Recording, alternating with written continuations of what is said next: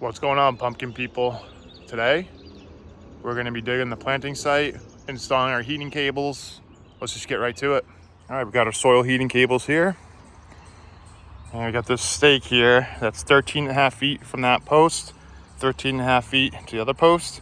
Our hoop house is 6 by 5, so that's how big the hole we're going to be digging to, line in, lay down our soil heating cables. So let's just get digging.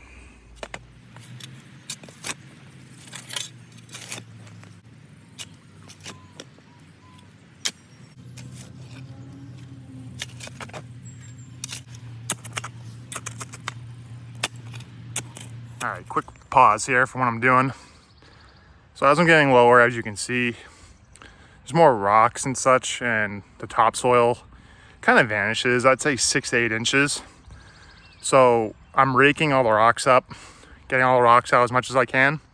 And then taking that pitchfork and working it into the soil, so to make sure when the roots go down, it doesn't run into like concrete, so to speak. So it'd be nice and loose. So we're almost there. We got the hole pretty much outlined, how big we need to be. You can see the coloration here. It's more of like a fill when the property was built. And this is like my topsoil. So I'm gonna mix it all together. I'm gonna keep working this area, loosen this up as much as I can.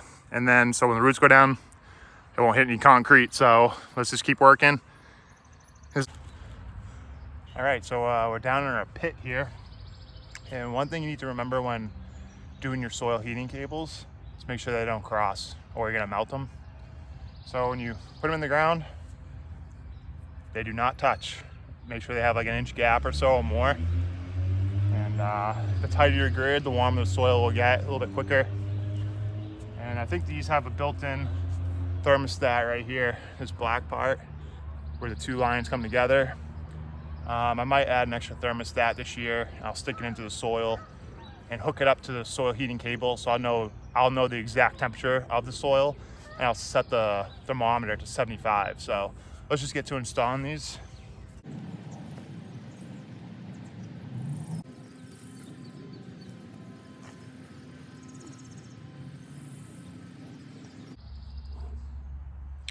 All right, we got the soil cables laid in there. See, they're not crisscrossing at all. There's a little bit of gaps in between them.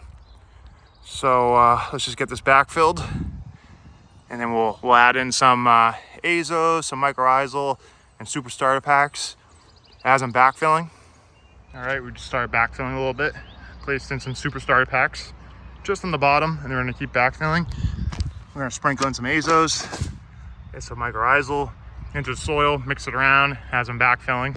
Nothing really to it here. Let's add it in some mycorrhizal and azos, just sprinkled it in, did like one layer of backfill, and hopefully when the roots go down, they're gonna run right into this mycorrhizal here and increase their beneficial bacteria on the root zone. Good progress, a lot of work, but it's gonna be worth it. All right, the end result, completely backfilled. Time to get the hoop house on. All right, hoop house is added. We're now warming the soil. We'll get the cables plugged in here in a minute. It's been a journey. We're pretty much ready to go here. Next weekend, I think we'll be planting. Check out my other videos, how we expanded from this to this. It's been a lot of work.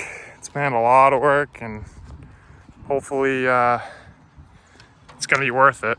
So tune in next week for planting day. Can't wait to get going here, and hopefully this will be a sea of green in the next couple months with one giant pumpkin right out here, over 1,000 pounds. Stay with us, smash that like button, tell a friend, like, subscribe to our page. Until next time, growing big.